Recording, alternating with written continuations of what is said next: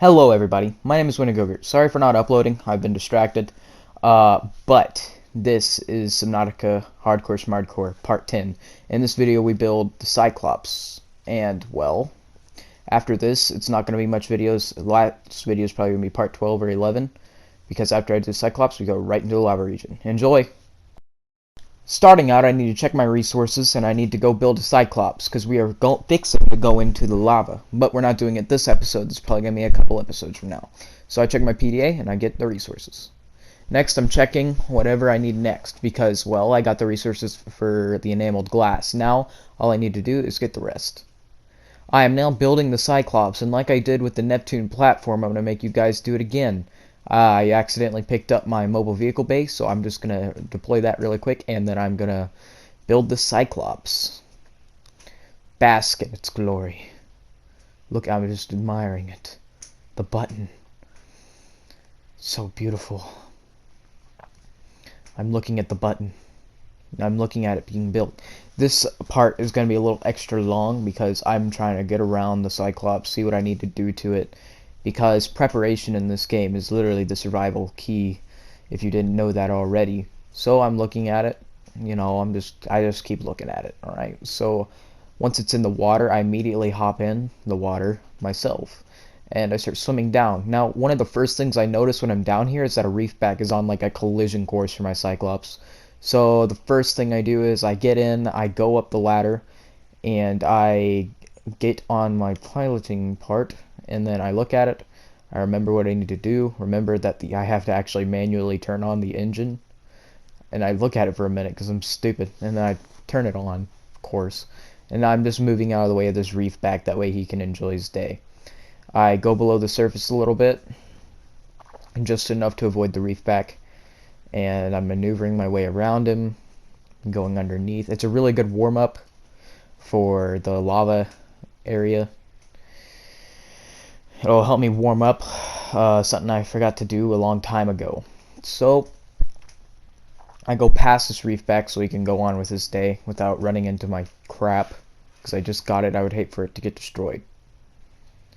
So next I just go over by my base and I put the thing up on surface, because if you didn't know, as long as the top of the Cyclops is out of the water, it will vent in oxygen, so you don't really need to worry about the power cells getting ran out or anything like that, which is cool.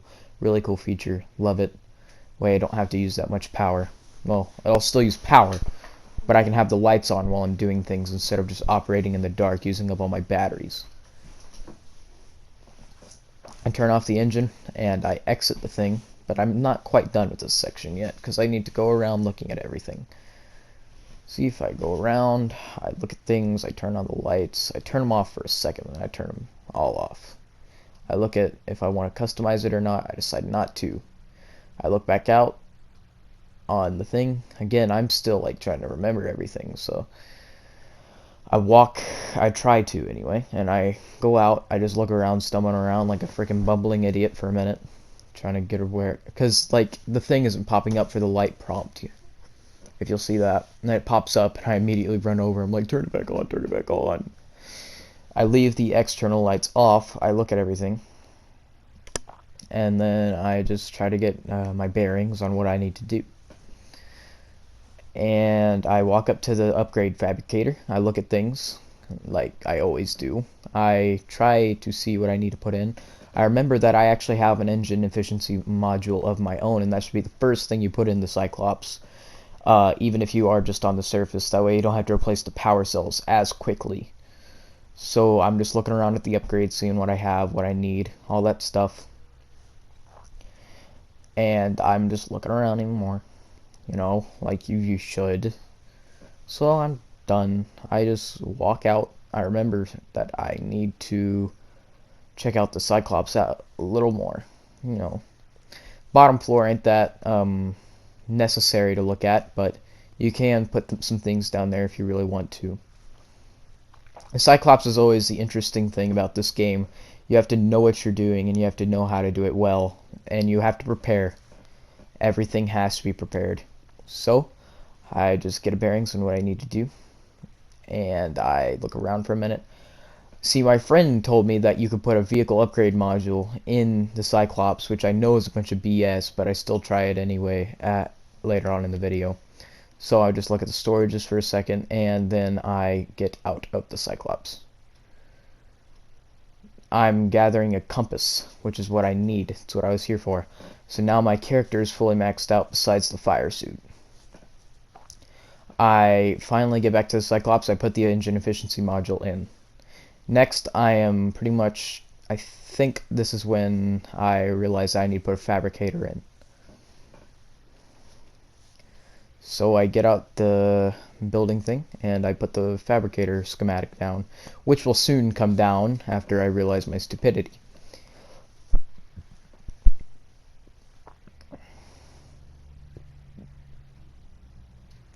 And I place the fabricator down. It's always good to have the fabricator because you do need to make a lot of things while you're down there. Next, I place down a wall locker to keep power cells for the Cyclops, of course. Now, don't place it here. Always try to place it like right above the engine, so that way if one side needs to be restocked, you can just reach the locker from both sides if you need to. I'll probably change this later, but I won't put it on the video, so that's an explanation for if it happens later. So for this section, all I'm doing is placing down schematics, basically, for everything. So if you want to copy down what I do, go ahead. I won't mind at all. See, I placed down the actual fabricator, because it's more strategic this way, because you can just make things and run over to another little workshop if you want to. Next, I placed down, oh yeah, by the way, never place a power cell charger in your Cyclops. It's completely useless. All it does is take power out of your other power cell to put it in a new power cell. It's literally useless. Don't do it. Place the aquarium in for stealing food, for keeping food alive whenever you need it, if you're like in a really tight spot. Stock that thing up with peepers. They are the best food sorts. Place some lockers down for like beacons, decoy tubes, stuff like that. That locker right there by the fabricator is for decoy tubes. That one's for beacons. The one to the left is for food, and the one by that is for water.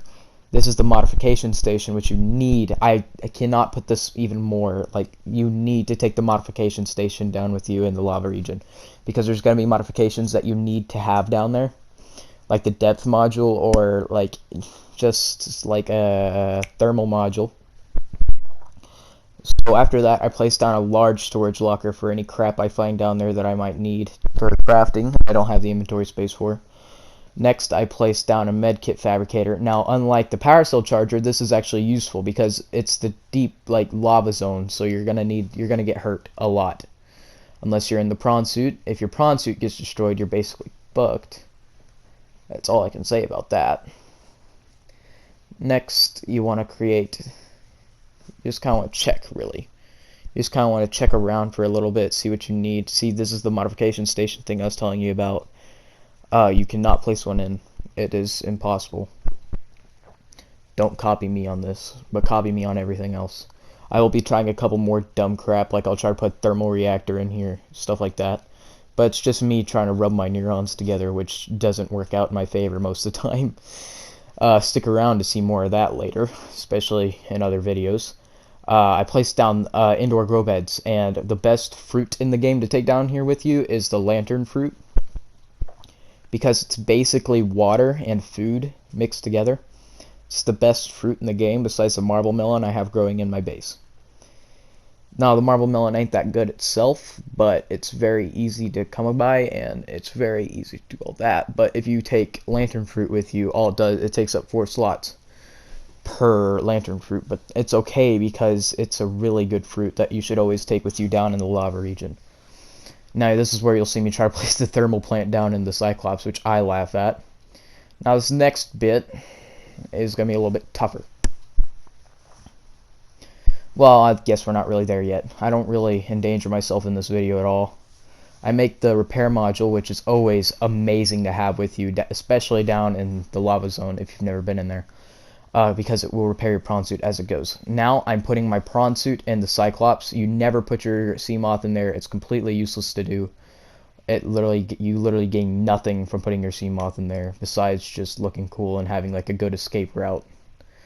Like if you're going on like a not so deep journey, you want to put your sea moth in there. But if you know a Reaper or like a Ghost Leviathan is going to be there, you always want to take the sea moth with you, especially if you're not going that deep.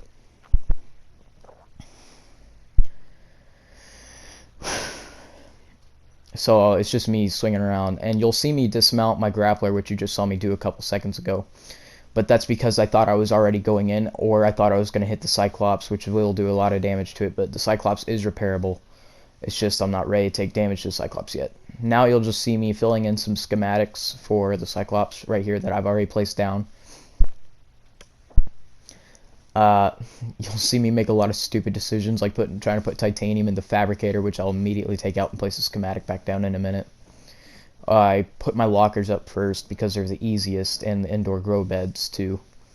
Indoor grow beds are always my main priority because they literally are lifesavers. I cannot explain to you how many times I've had them save my life. Now there are some complicated concepts about the Cyclops, like the depth module Mark III. I have to take it out, modify it really quick, and put it back in. I just found out it's way easier if you just have a spare depth module on you, like a Mark II on you at all times. That's for Mark III. That way you don't have to risk it blowing up. So just like in the meantime, if you're trying to put the depth module Mark III while you're down there, already below sea level, I would take one with you so that way it's in your inventory and you can just place that in. And next, I'm just trying to restock again. I come back with more. Back to the depth module topic. This topic, okay. So basically, the lockers that are downstairs that come with the Cyclops, you want to put all your upgrade materials in there. Like, stuff you cannot finish unless you have, like, kyanite, which can only be found in the deep dark. That's what I like to call it. Once you do that, you'll basically be golden. Just don't get killed. Put all your schematics that you can't finish in those lockers downstairs. And always put a fabricator up, modification station, all that.